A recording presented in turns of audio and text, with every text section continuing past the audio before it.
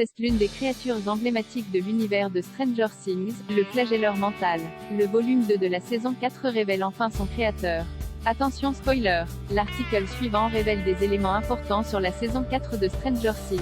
Pour aimer Stranger Things, il faut aussi aimer les monstres.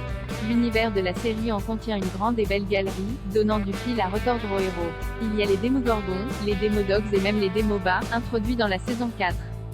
Mais l'une des créatures majeures reste le flagelleur mental qui règne en maître sur le monde à l'envers.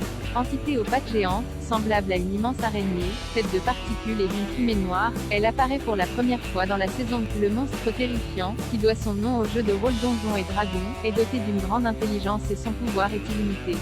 Il contrôle les créatures et s'introduit également dans les esprits des hôtes humains, comme Will, Noah Schnapp, ou Billy, d'Acre Montgomery. Ses origines ont toujours été inconnues, mais l'épisode 9 de la saison 4 lève enfin le voile sur ce mystère. Alors que le flagelleur mental a toujours été présenté comme une entité suprême, il n'est finalement que l'œuvre d'une seule personne, Vecna, Jamie Campbell Bower. Lorsque ce dernier fait face à Eleven, Millie Bobby Brown, il lui explique son arrivée dans le monde à l'envers après y avoir été envoyé par l'héroïne. Je suis devenu un explorateur. Un explorateur d'un royaume inexploité par l'homme, révèle DECNA, à l'origine de tous les malheurs. Une scène de flashback montre Henry Krieg, gravement brûlé, marcher dans l'univers parallèle qui ne ressemble en rien au monde à l'envers tel qu'on le connaît aujourd'hui.